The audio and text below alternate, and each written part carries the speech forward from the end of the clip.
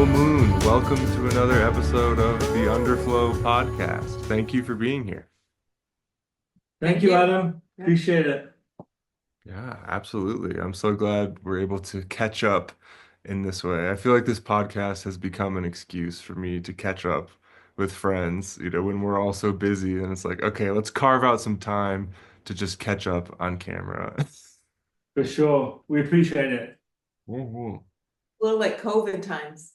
Yeah, when you have, people you really care about who are over, great distances, miles, as Theo, oceans apart, you Yeah, need to have this type of connection. So I think that's the one positive aspect of technology besides the soul-sucking doom scroll aspect. But for sure.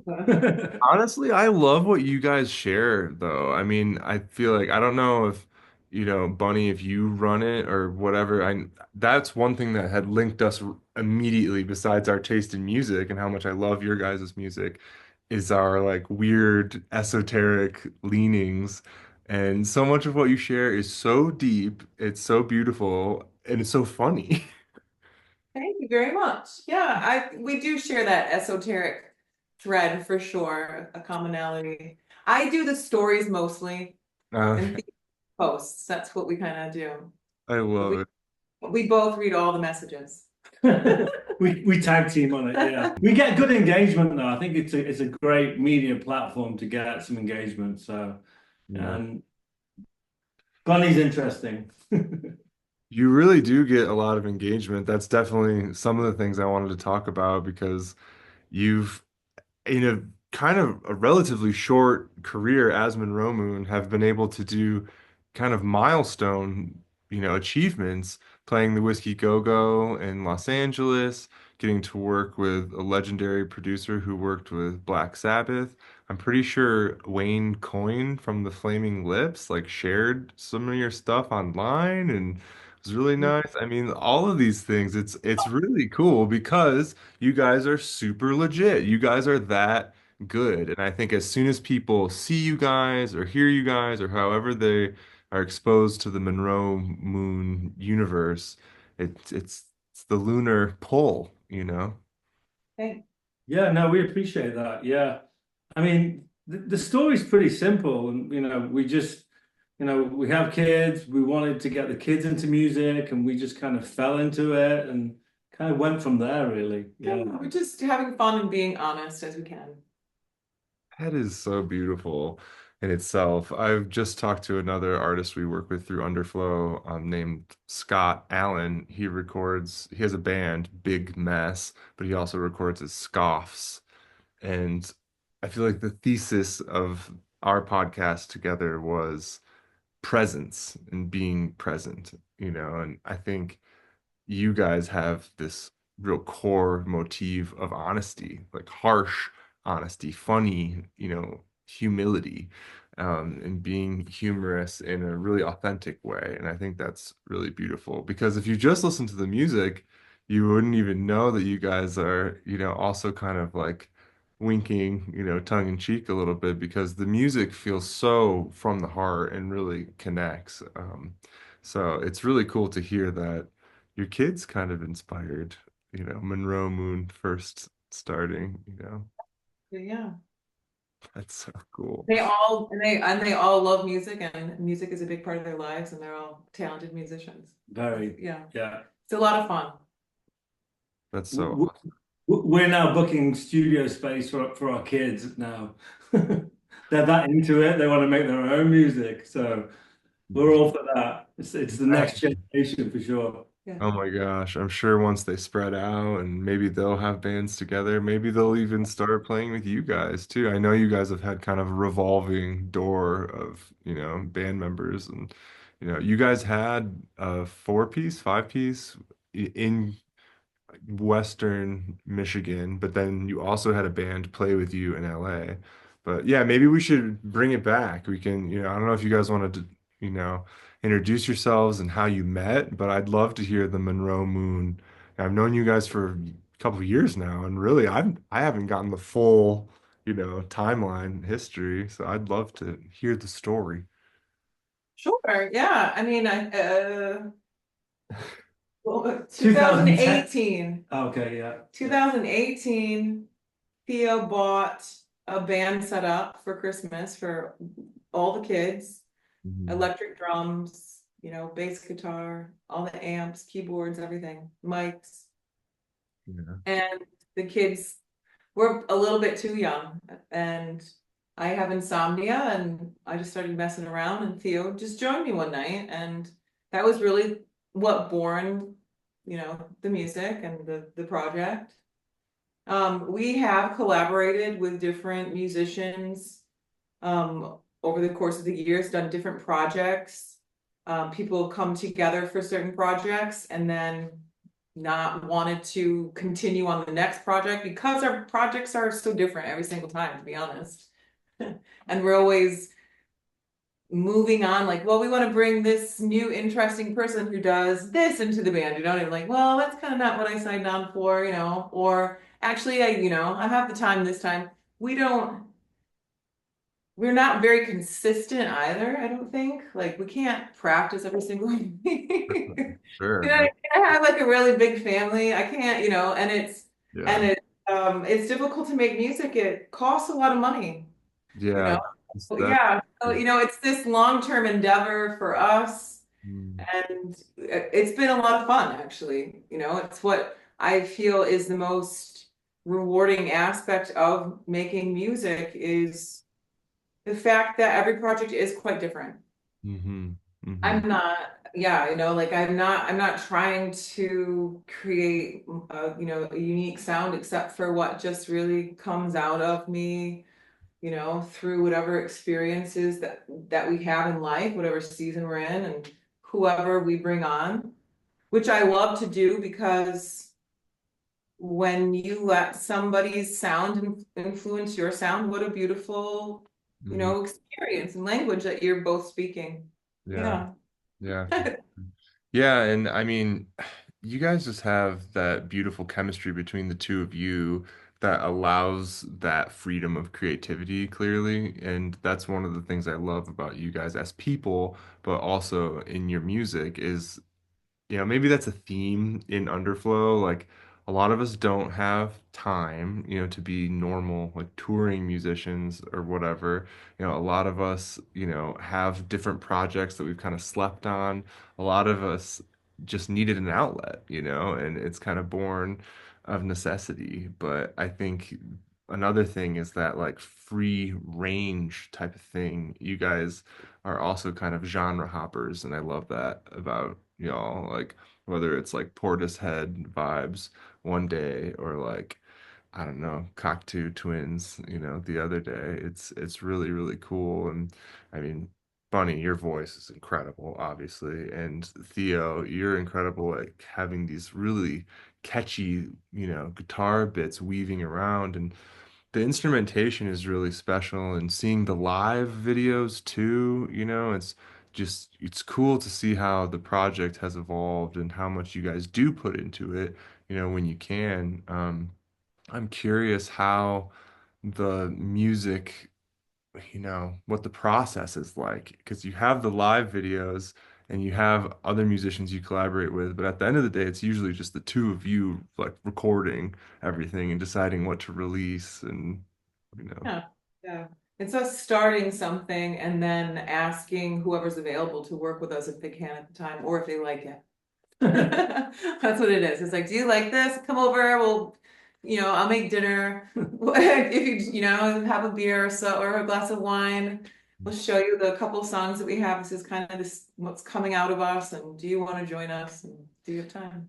I think it became a hobby, which is interesting for a couple as well. I mean, Mhm. some couples play golf or have other different interests. We just gravitated towards okay, maybe a Friday night coming into our basement and relaxing and just kind of making it just very informal, not like okay, this is a practice, just something just to connect and yeah, so it just kind of flowed really really well. I got into another excuse is I got into collecting vintage instruments. So it was like, okay, this is going to be another hobby of mine. So Fender Rhodes, old Gibsons, old drum machines. So I'm a bit of a gearhead when it comes to like vintage gear. Yeah. So kind of built the studio out, and And yeah, that, yeah, I the was gonna sound was say good. So atmospheric, that yeah, yeah. atmospheric sound that Theo's created from those instruments for sure. Yeah, I like to play on a lot of, analog tape delays. That's my jam, like an old Space Echo. Once I got that, it was game over. It was like, okay, Fender Rhodes, a Space Echo, and yeah, it's the Absolutely. sound you can create is magical. So that's where it was born from, I guess. That's so beautiful. And it is magical. Your guys' sound is very magical. It feels very like ethereal and like, otherworldly. Like I said, kind of pulls you in the lunar pull of Monroe Moon.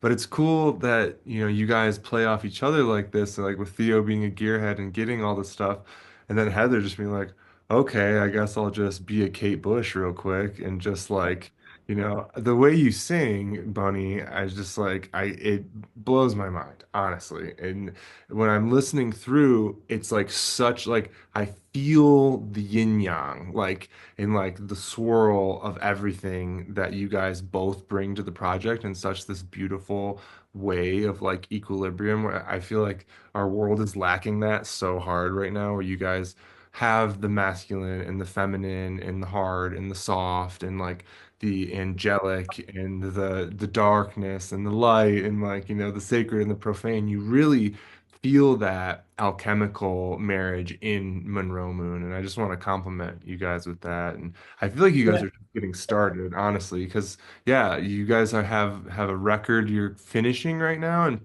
kind of putting out. Yeah, we did just finish it recently, and we had some CDs printed for a review that we'll be getting in Goldmine magazine with a friend, now a friend, Tone Scott. Um, and that's really exciting, especially because Goldmine has its origins in Michigan, Wow. which I was like, all right, that's cool. Yeah, second oldest music periodical in the country. So I'm pretty Yeah. chuffed for Chuffed. sure. Rolling Stone, right? Yeah, Yeah, yeah. yeah. That's so cool. Yeah, I mean, how did you, I mean, because I know, well, Theo, where did you grow up and when did you move to the US? So I grew up in the UK, just outside of Manchester, a city called Stoke-on-Trent. Hmm. Great city. All my family still live there. And then I moved to the UK in 2010. Sorry, moved to the US in 2010. Um, so yeah, I've been here for 15 years. But yeah, I mean, I worked in a record store when I was 16, 17. So I was exposed to a lot of different music at that point. Wow. So I think that's kind of, at that point when I was 17, 18, started a band in the UK with, some school friends and grew my hair and was listening to the Smiths and Stone Roses and Hell yeah. Cocteau Twins, and so Yeah, yeah, I had that kind of indie background, and I went definitely. Yeah. I went to Glastonbury in '94 and '95, saw All artists. right. Sorry, saw artists like Jeff Buckley and Bjork, and I was a big Oasis fan, and that whole Britpop movement. So, and Yeah. then I put the guitar down and went into corporate business for another 10, 15 years. So it was only really when I met Bunny that I kind of was like, okay, you can obviously sing and write songs. I can kind of pick up the guitar again, and the Definitely. kind of synergy was kind of joined much Mm. later in life, which is cool. It's one of the I most actually beautiful. love that. I would say that's the one thing that I appreciate the most is that, we're mature people. We Mhm. have family. I'm a dedicated mother. Mhm. Um, and I would say that this is, another thing that I like about technology. That we've been able to satisfy this part of ourselves despite kind of being on the outside of what people usually think about, like just starting a band. I was 38 before I started even, imagining it really. So it's fun. You just to be creative, and that Mhm. age should not limit you. And Definitely. um, yeah, I hope that I exemplify that. A For sure. 1000%. It's very inspiring. I mean, that's again the whole deal with Underflow. I mean, I think I told you guys one of the artists on our label, really, really wonderful man named Reinhardt Riney. He's actually an elder, I think in his 70s, living in South Africa. He's a lawyer. He's been, battling cancer. He's an incredibly beautiful soul in touch with the earth and the animals, works with some of the activists that Underflow works with, saving the rhinos and whatnot. But, so again, there's another theme with Underflow is that, there should be no limits. And I feel like you guys express that, whether it's with, your views on life or your, outlook on life, where we're coming from, or as well as your music and the logistics of it all. And I think it's such a beautiful thing how, like you said, the synergy of how you guys came together is like, okay, like, we're adults and we're busy, but we should do this. Like, we can do this, so let's do it. And the music you guys make is so, so good. It's very sexy. So it's really funny that like, people like probably wouldn't guess that like you guys are like super dedicated parents because like it feels really real. It feels like some of it's gritty, some of it's dark, some of it's visceral. And it's sexy, a lot of it, there's like a real like, moodiness and sexiness to it. And I think there's an intimacy with the lyrics, like a wistfulness, like this kind of like an esoteric psychoanalysis or something in this like really beautiful like 8 millimeter like film type of that sounds like I don't know like I like that. That might be my favorite compliment. A psychoanalysis, an esoteric psychoanalysis. I think that's true. I think yeah, that's fun for every sure. song All is a I'm doing different is inspiration. dissecting my brain, honestly. Like yeah, it's all I'm doing. And I'm like just taking a slice and I'm like, what is that? And like sometimes it's like not the whole thing. Like sometimes it's smushed across the screen, like to fill out the space. And Mhm, it's not all 100% biographical. mhm. Yeah. Um, I try to make the essence like really a pure examination of something. Yeah, no, I think it's really honest and it's funny because there's like this real sonic palette. Like I know Theo and I have bonded over the Verve too. We were talking about Britpop and I mean the Smiths. Johnny Marr is one of my favorite guitarists and I'm a huge pedal nerd and pedal boards and gear and everything like that. But bringing together your guys' elements, it's really like this kind of like reflective disco ball of a lot of things going on, and every song is so different. And I feel like you guys also like to give things and giveth and taketh away. Sometimes songs come out and then they disappear, and I was wondering if you guys could speak to that. It's my, why can't, what, that's what I got. I have to do that myself. Of course It's I a am. lot. But commit forever. I'm making my bouquet of flowers. You know Oh, what a I mean? 1000%. There's no rules to this thing. We're making this shit up as we go along. For It's forever in some ways, right? Yeah, I guess, sometimes people will record things like I've done podcasts or other things where they've gotten deleted from the main source, but then you can find it on like SoundCloud or some weird thing like that. So you never know.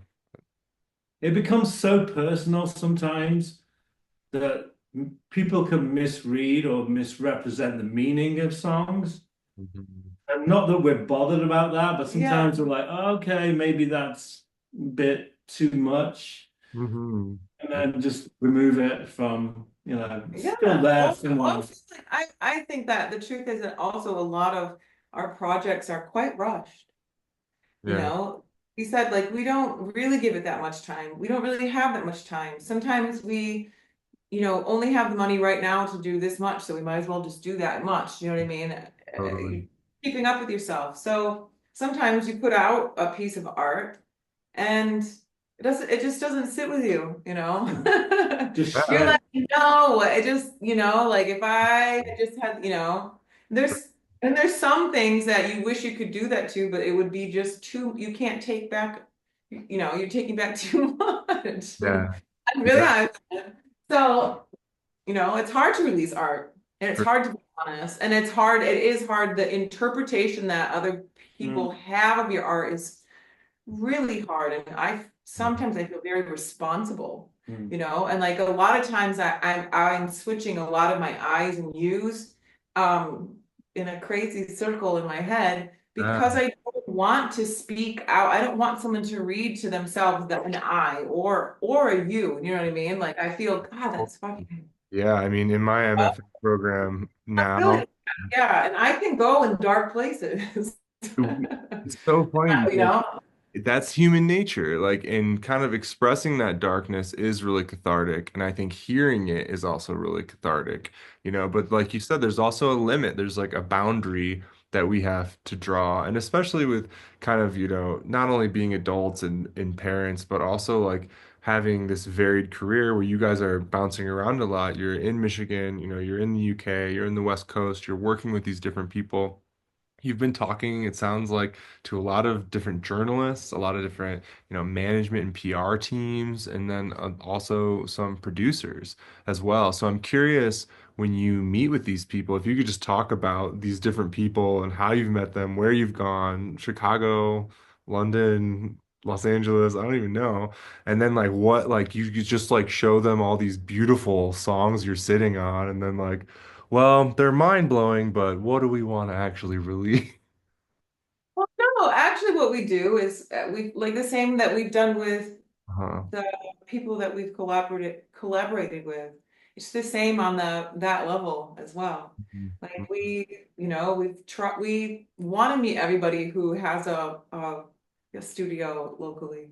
I want to know you. You know what I mean? If I'm going to be spending, money locally on the music scene, I don't just want to only meet one studio, even if they were great, if I can come back, I will, but maybe I met another one locally and I'm going to do, that kind of thing is like how we've done it. We sort of tumble our way around more than direct at like goal seeking. Do you know what I mean? We just like lean into our luck.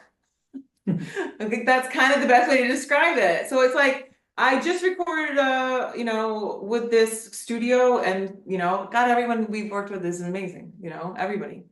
I call them a friend now. I worked with these musicians for this project. It's great. I'm out of money or the drummer had to go to college, Right. And so I'm in between projects anyway. Then, months or a year goes by.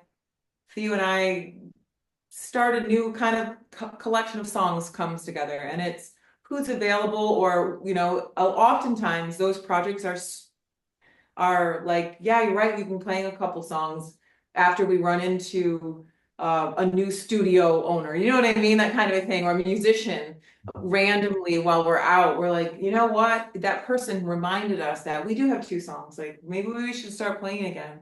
And then a third song comes out of it, and so then of course we're like, come over, can we do something? And that's kind of how we roll. So we've done every West Michigan studio, I think. Maybe I'm wrong about that. Yeah, maybe. A lot. Yeah. A lot of them, and everybody's been amazing. How did we meet Alex? I forget. In New York. Social media. Yeah. Alex, yeah. Yeah. Um, So I think, one of the big kind of turning points was obviously COVID, no live music, right? All the venues are shut down. So we decided to do a live stream. And, it was very professionally recorded. We played probably, a good set, maybe 12 songs. And, then we started to really kind of look at that content of that video and promote it and just kind of get it out there online. And that kind of really reflected our music in a good way in terms of getting, Bohemian Music, the management company. yeah. Even though as a finished product, it was something that I removed. But Yeah, I would only allow clips. It was so nerve-wracking to me.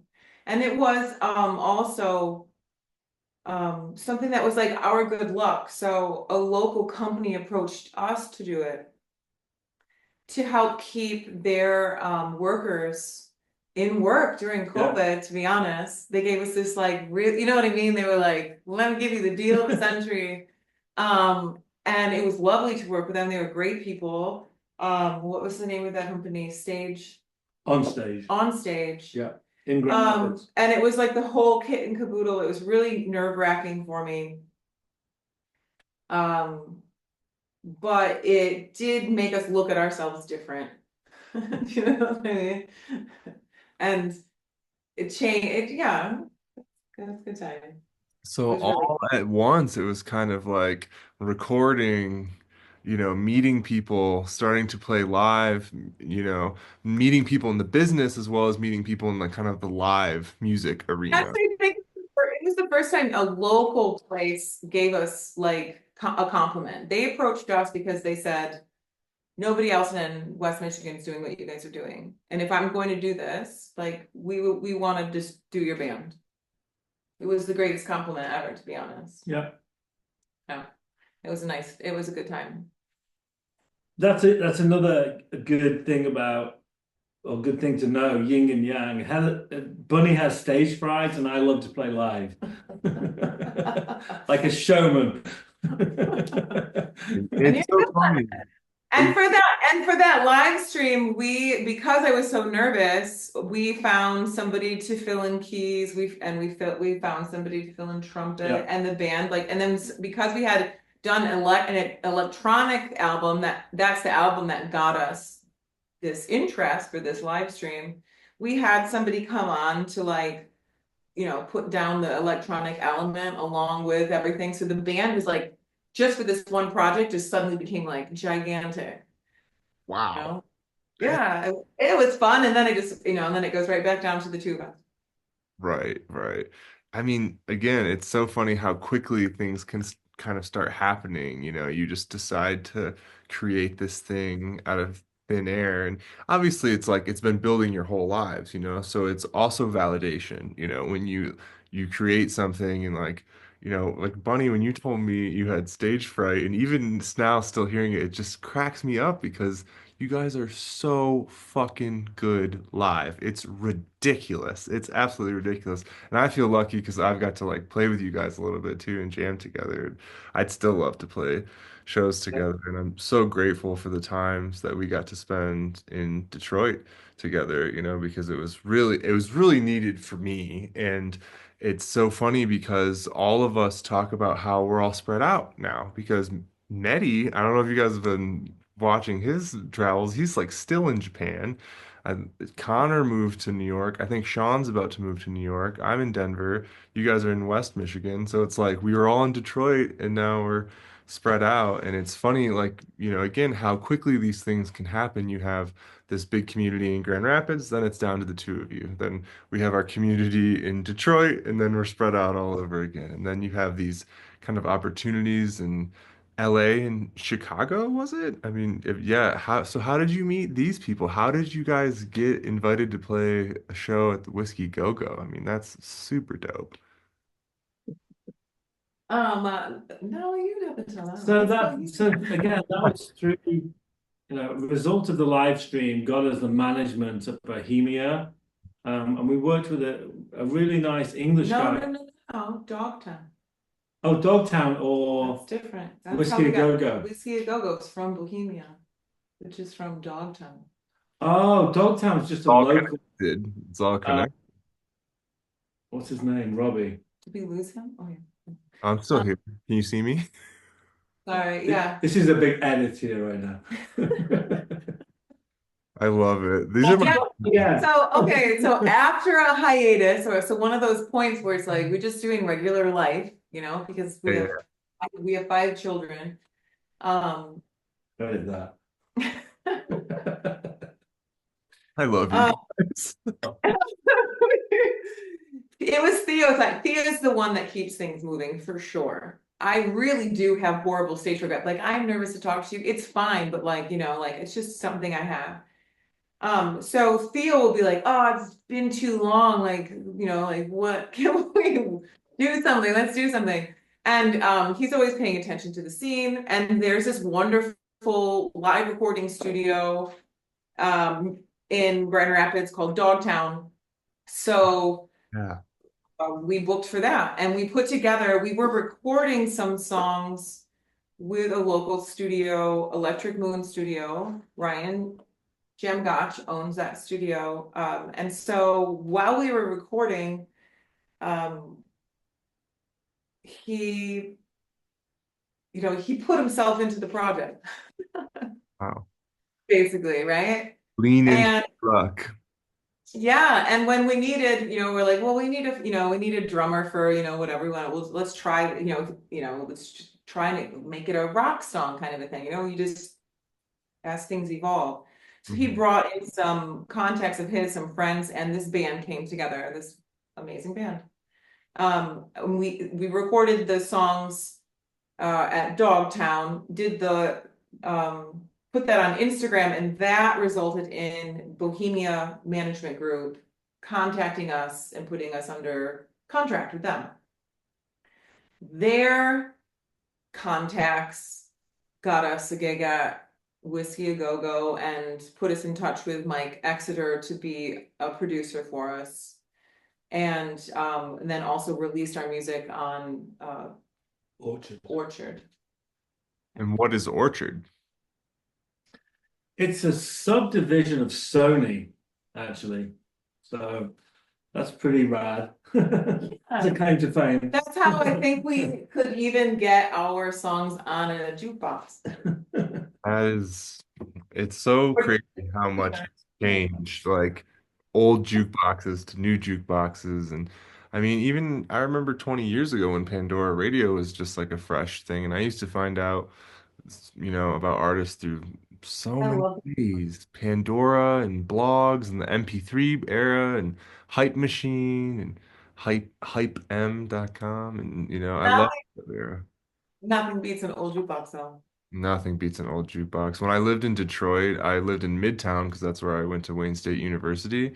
And I went to the Bronx bar a lot. And when I was, finishing school in the late 2000s, like that was the jukebox in town because it had the Smiths, it had Portishead, it had Iggy Pop, it had, I don't know if it had Blur, but that might have been the one thing it was missing would be Blur. But it had, tacky shit too, but good shit. Like I love, like disco, I love Bee Gees and like weird shit by Cher. So I mean disco shit is so complicated. So I mean those cats you guys have played with, it's so fun, like you said, when you collaborate with people because your band was really, really special and it's so cool that you've captured these live performances as well as getting linked with these professionals. I mean, they're obviously connected. The live performances, the quality of your music, the quality of your songwriting, how kind of marketable you two are as a duo. You're adorable and you're both beautiful and you're both super sweet and humble and kind and like genuinely talented. So I'm so happy you've met these people. Yeah, please tell me about Mike Exeter and that whole situation and who is he? He's produced for Black Sabbath, right? Am I getting this right? Yeah, so he's out of the UK, Wow. lives very close to Birmingham. He's worked with he's has a great portfolio of bands, Judas Priest, Black Sabbath. I know he produced the Black Sabbath album 13. Just a great guy. So Yeah, yeah, I think he even like because was it their last album? yeah, He does like their live shows as well yeah, still. I think that's what he's done recently, like some yeah. anniversary show Okay. kind of a thing, since the sound man and Yeah. everything. So Yeah. we got to know him and virtually and hopefully we'll work with him again one day. But He's a yeah, really yeah, nice yeah, man. very nice. Yeah, Yeah. yeah. Wow. So where did you work with him at? What was that like? It was all remote. It was all like, send him this, he Good. does his thing, sends it back to us, and we just kind of go back and forth and Yeah. get a great finished product. Yeah. That's so interesting. My friend, his name is Kevin, but he had this dream called Jerry. He had this band called Jerry Dreams. And, I guess the dream was his band. Now it's evolved to another project called Yeah. 800cc. It's like something, and like related to like moto racing. They wear like neon, like reflector vests on stage. He's a great guy though. And the new 800cc stuff is produced by some guy. I forget his name. He's a really big deal in the UK, but he's produced Alt J. That's like what he's best known for is some of Yeah. the stuff. Yeah. Yeah. Yeah. And it was the same type of deal. I think they might have met at one point, like I think Kevin might have gone over there or he might have come over here. But again, same thing. I think most of it was digital. And I mean, ever since I guess the Postal Service era, that's how they made that whole record was Jenny Lewis of Rilo Kiley, Tom. What is it? No, I'm gonna get his name wrong. Dentel, Dntel, such a great producer. And then Ben Gibbard of Death Cab for Cutie. The three of those artists just emailed each other files back in the early 2000s and made that amazing Postal Service record. And it's just funny how, I mean, that's essentially how the second Shady Groves record was finished when I was living in Edinburgh and Dylan was still in Michigan. And then again, during the pandemic, we like finished a whole third record, but it's just like demos that are never going to be finished, probably. I can only imagine how many demos you guys are sitting on. A lot. We have old computers full of just GarageBand Mm, demos. We yeah, sometimes just kind of dig into it, but yeah, Sometimes, sometimes. sometimes, not really. Sometimes. We like to move forward. I like to Yeah. move forward. Yeah. yeah, yeah. That's so exciting that you guys I have. like that. I once read a novel that was interesting to me, and it's just a quick concept where a mother and a daughter lived across the world, but they virtually shared an apartment. Ooh. And I love that idea. And I kind of feel like that's what you do with music, and that in that realm, kind of like that. I have so many questions as a writer for like this book now. Wait, so are they like holograms, like appearing to each other and stuff? Like, yeah, basically. So like yes. Yeah, exactly. But But I then love you can the metaphor. interact in real time with the hologram. And then for privacy, you can just turn off. You have a That shared space, you also have a non-shared space. that's right. I mean, that's totally going to be a thing. That's definitely going to be a thing. I love Right? this idea though that like music is a shared space and shared spaces are physically are born out of these kind of metaphysical spaces of the songs. And we've talked about this, and that's another kind of motif with Underflow. One of my favorite quotes ever is Jimi Hendrix said that music, recorded music especially, is voodoo.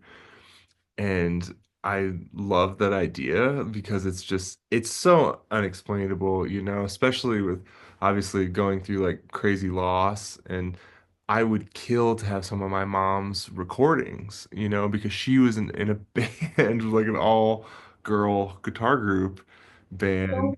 And there's only like a couple photos, no videos, no like recordings. But, even if it was just covers, it's still like it's so weird how art lives beyond us, and it's funny because I always talk about this with artists. You can walk the line of being too pretentious or whatever with this like or too precious with like oh everything we create can outlive us and that's we're only here for a little bit but our art is actually here for a longer amount of time that can do your head in that type of thinking but I love this idea there's like a Carl Sagan quote of like books are the best evidence of magic that we have because when you really think about it it's slices of a tree with squiggles of ink on it, and you're just hallucinating vividly, you know, and whatever's written on the page, that the writer's mind isn't transplanted from them onto the page and then into your mind, even if the Very writer's been dead. thousands of years. And like you said, like music is a shared space like that too. And it's music and writing and film, literature, all of art, poetry from thousands of years ago is in conversation with the world at large. And I feel like you guys really kind of stoked that conversation. You were talking about changing the I's and the U's. Elliott Smith, I guess, when he would write Smith, his Elliott Smith songs would, change out words like every other word in every line, changing the perspective and the tense and the grammar because of how we relate to it. It's the lens of how we relate. And I feel like you guys really articulate that in a beautiful way. And Thank you. Yeah, thank you Appreciate very that. much. yeah, yeah. I'm curious when you guys met and you found out you have all these things in common, music and taste.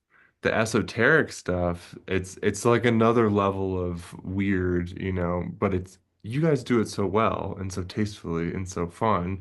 And I think it's again this other type of thing that's really cathartic for people when they, are exposed to maybe figures, books, art, ideas that they hadn't been exposed to before. So I was wondering if, before we like wrap up, there's still so many things I want to talk to you guys about, but like a little bit about your philosophy, if you wanted to go there. Yeah, I would actually. It'd be all right. I would say that we didn't know we had much in common. First of all, Theo and I eloped like motherfuckers. They're so romantic. Saw That's each why I love other. you guys. We met March 19th, 2010, and we were married by June 1st. Like, we did not know each other. And I say that because what a gamble, to be honest. And to know someone is to love someone, but it's worked out just fine. 15 And years later, hell yeah. yeah. Um, and esoterically, Theo is an atheist. He was raised atheist. Sure.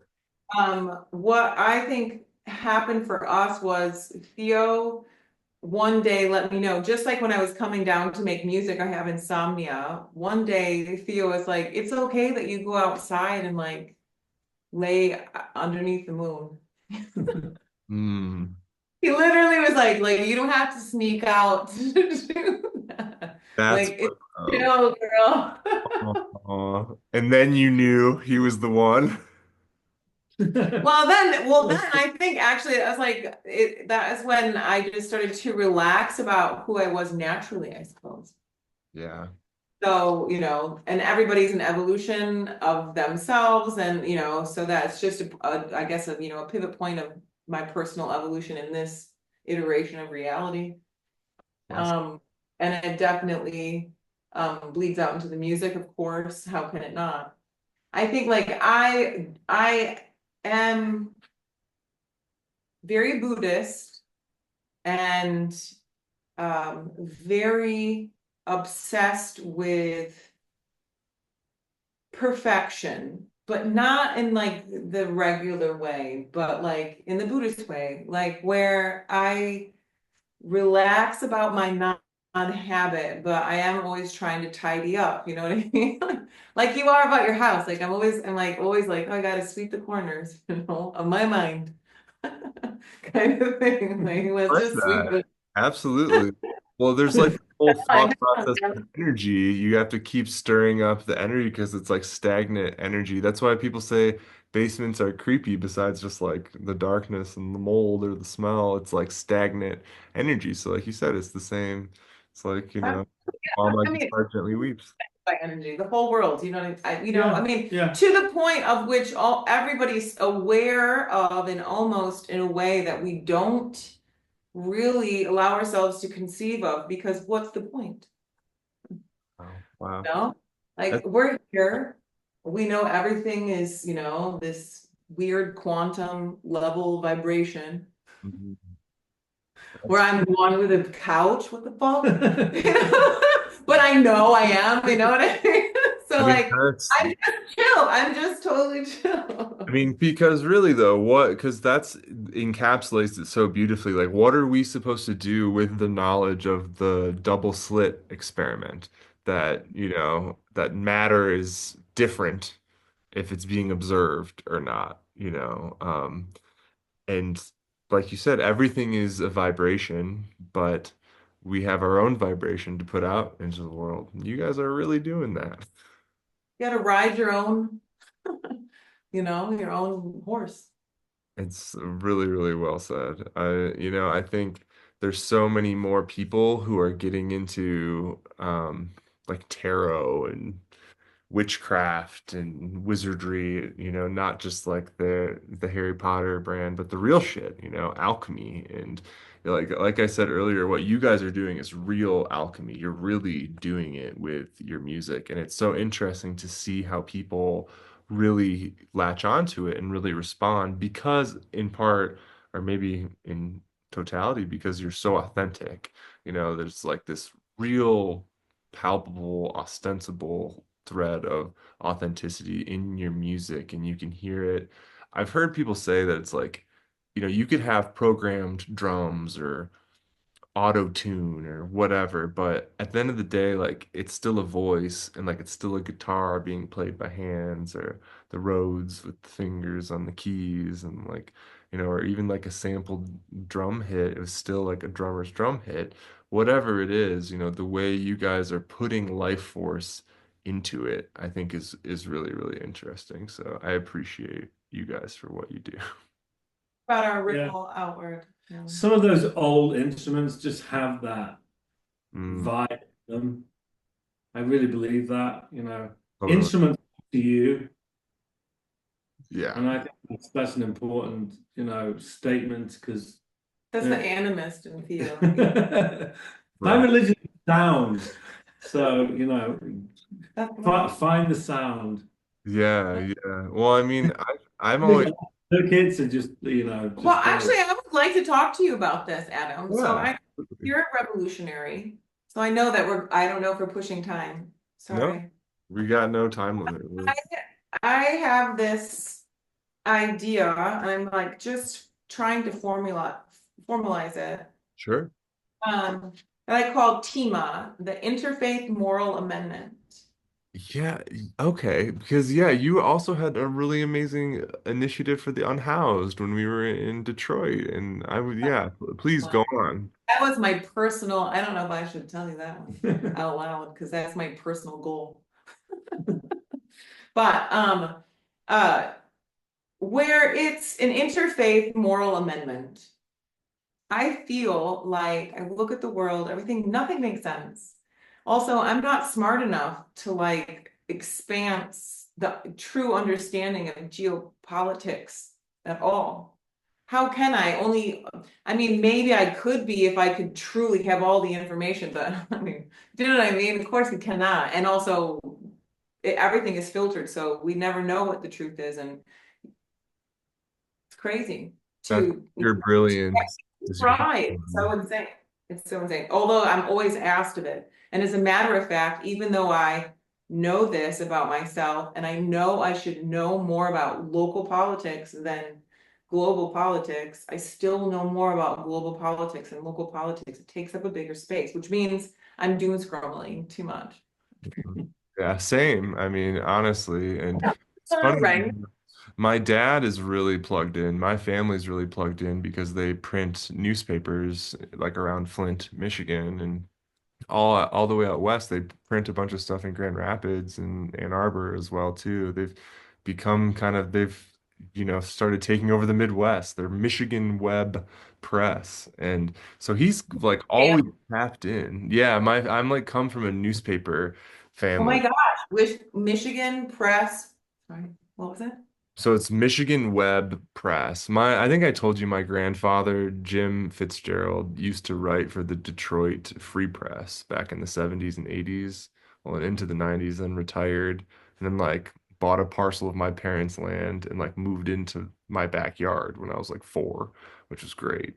But I come from a newspaper family. My aunt worked at the Flint Journal, and then my grandpa worked at the Detroit Free Press, and my whole family has been involved with the county press in Lapeer County, which is adjacent to Oakland County. Yeah, for my whole life. I even wrote for the papers for a while. So they're really tapped into local politics, but it's also heartbreaking because they can't even pass millages to like get education funding into these towns where I grew up outside of Flint, Michigan. And not only is there lead poisoning, but they don't have education. So like you said, it is connected to these bigger problems that suck us into the doom scrolling because we are seeing taxpayer money go to some whatever the fuck is happening in Ukraine. Nobody fucking knows, really. And then the Middle East, everybody knows what's happening. Israel is destroying Palestine, just wiping it off the map, funded by the US, funded by the And US. plus what else, right? And plus what else is happening? Yeah, I mean, everything, like stateside. I How mean, many bombs get dropped by our government and we just have no idea? oh my gosh, even only, or it comes out decades later, like when our own neighborhoods, when they bombed black neighborhoods in America, I It's mean, never, or like when I go down to St. Louis and I realize that there was this ancient civilization called Cahokia that was the one of the largest civilizations in the world at the time, larger than London was at the time. Complex society that we never learn about at all. gosh, So, totally. I'm so right? glad you brought that up because that's obviously, as you know, a huge like area of my studies, ancient civilizations, and I've been working with this archaeologist. We have an episode of this podcast coming out with her. Her name is Jennifer Deo, Jen Deo, Deyo. And I think I've sent you guys a little bit of her stuff, but I'm she a fan of her. person.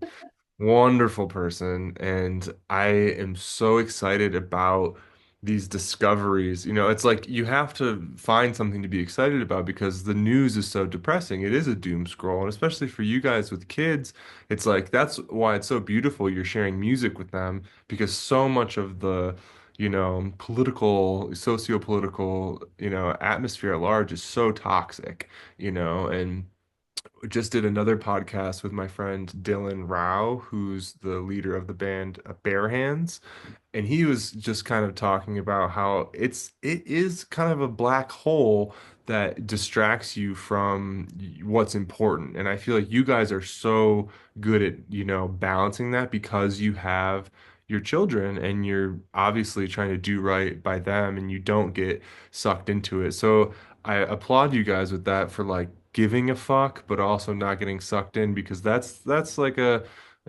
balancing act in itself. And I think staying educated is one thing, but then you can get super absorbed. And I love your question, Bunny, about like local versus global. And I think it's all ultimately related because just like when I was teaching on 8 Mile in Detroit, it's been very similar to teaching here in Denver, except now the drugs have changed and now kids are doing fentanyl.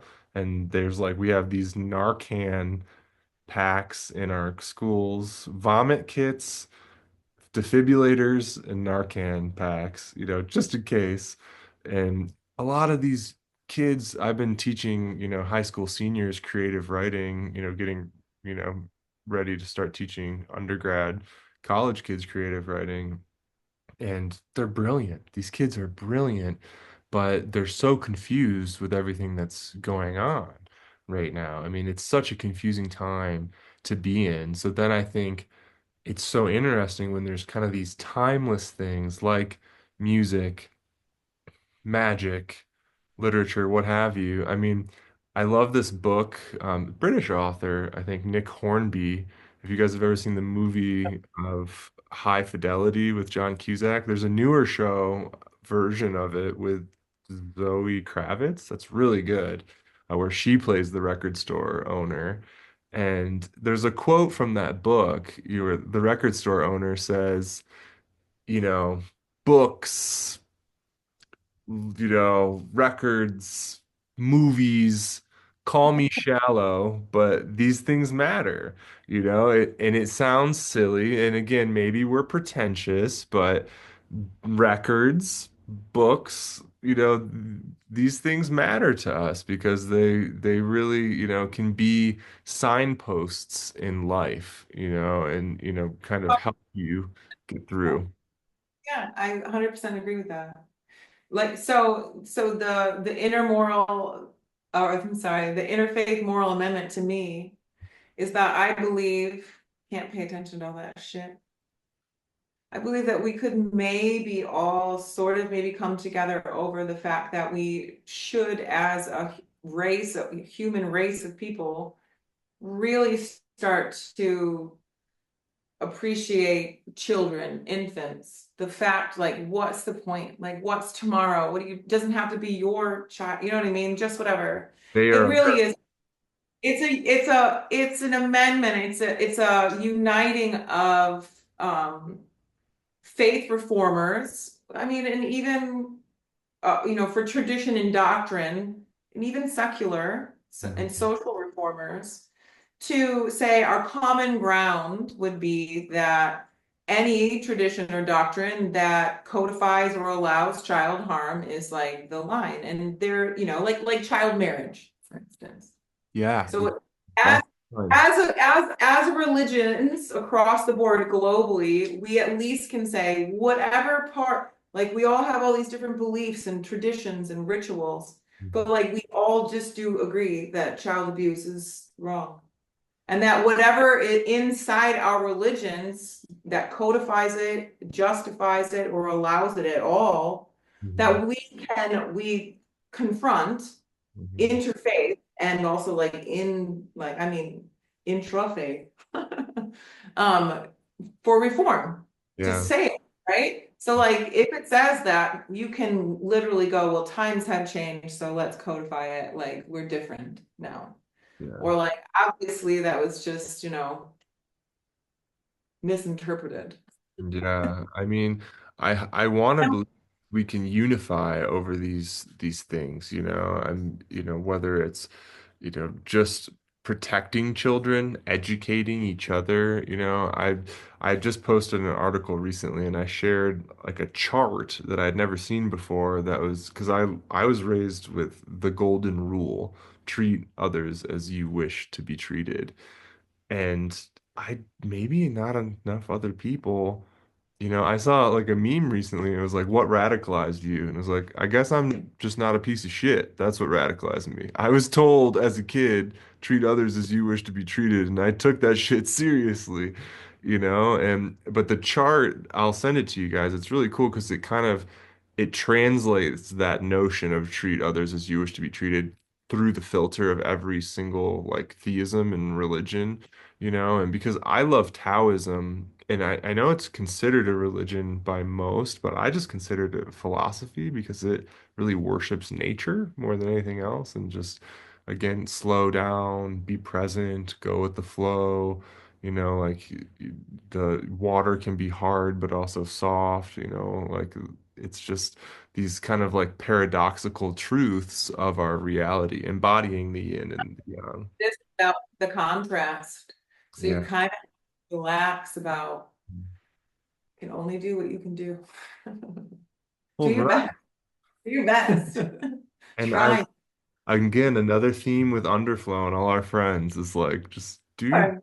we're doing our best, okay? Like, we're putting shit out, we're trying to travel and take care of our families. And, sometimes we put shit out and take shit away. 'Cause you guys are not the only artists that have put out songs or records and then, like, scrapped them. Or it's like, there's other things that happen too. I mean, the logistics of releasing music now is kind of a nightmare. And I feel like we have a really easy working relationship. But sometimes with other releases we've done, and we've worked with a couple different distribution services, and now that Spotify has demonetized over 90% of like their music uploaded to their platform, that's most of the revenue that our label was making to break even. So now it's kind of like, what do we do next? So, we've been kind of trying to figure that out, and we're always trying to adjust because essentially it's just friends, it's like a little family. How can we help each other? There's zero contracts or whatever. We just try to show up for each other however we can and connect each other, with whoever could potentially help. And I feel like you guys have had this really great, I love that idea. Lean into your luck. That might be the title of this So episode. you know what? I think that what people don't understand is actually the music industry, is so many layers. Yes. Like, so even though and how wonderful we leaned into our luck and that we've got, Bohemia Music Management, which they have been great. It was the same as what you just described, where it was people leaning on their friends, trying to, you know what I mean? Like trying to hold together. It's not easy actually to promote music kind of on that, as you know, like on the underflow of things. And it's Mike Exeter is a friend. Do you know what I mean? Like our music management man doesn't get paid. He does it Friend out of, I mean, he does it out of his passion. You know what I mean? He has a becomes full like an shop. Uncle Tony type of thing. Yeah, there's all these layers. Everything's a layer, and everybody's helping out their friends. And yeah, all you can do is lean into your luck. Well, thank you. Album titles come out here. Lean into your luck, paid by passion. That's Lean already Luck for sure. by Monroe Moon. Hey, I I'm love always thinking, I love that. Thank you guys so much for doing this. I feel like this is so much fun that we even have the opportunity to make music and hang out and do this. If everything else is going to shit, at least we can try and provide this example to young people coming up into this world that there is this opportunity. You can make art and you can, create something out of thin air with your lover or your best friend or this little family, this little community you have, and I'm so grateful we have that. So appreciate you guys. Is there anything you guys want to say, announce, or, words of wisdom, or, talk about upcoming music or what's coming next? not really. We've been listening to a lot of The Fall recently. So I just want And Baxter yeah, Drury. The Fall and Baxter Jury. That's We our are anthems right now. we So are working on some new music. yeah. The last band that we worked with, they were their own band in earnest, and they had some logistics for themselves. But we're working with some of the same people again on the next project. But it's a little bit awkward because we're creating a set for Burning Man, which we will be just the two of us. Woo. Uh, so, and in the desert with what instruments, I'm not sure. So the project has been introduced to them and we all agreed to work together.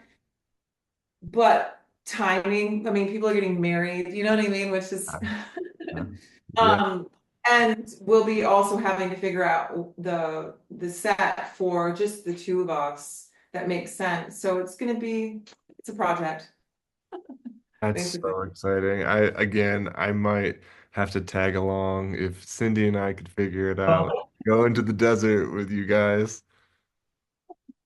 Be super fun. Congratulations with everything. Whiskey A Go Go, Mike Exeter, Bohemia Management, and now Burning Man. I hope, for the world's sake, you guys are on the right track because the more people that hear your music, you guys are the real deal and you could actually, you know, blow up. I mean, you guys are so talented, honestly. I mean that from the bottom of my heart. And there's so many incredible indie bands with female vocalists, doing things that bands like that should have been doing for decades.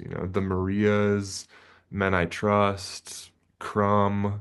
I mean, the list goes on. So, Monroe Moon, all of us early days fans, we're gonna say, yeah, yeah, Bunny and Theo, they're the shit. So you're thank too kind, you're too kind. No, seriously, I'm so glad we met and we became friends, and I hope you guys know I'm here for you in any way. We have fun. We Yeah. enjoy it. That yeah. Yeah. So You guys thank show you. up for each other and your kids, and the way your music shows up, it's like, someone described Quells once. I think it was an outlet from Mexico, like a warm hug. as moody, sexy, romantic, and like a warm hug. And I was just thinking of like words to describe Monroe Moon, and I would say, yeah, like similarly, So I'll take these, palabras de español and spit them back at you guys. So thank you guys for your time, and hopefully you have a wonderful week. And happy birthday to all of the babies who are not babies anymore. Birthday season. So keep in touch and send me a CD and let's talk about Burning Man, and congratulations. I would love for you and Cindy, to be honest. It would be Okay. Okay. All right. Plans are officially in motion. okay. Okay. Thank Thank you, Theo. Thank you, Bunny. Love Monroe Moon. Take care, guys.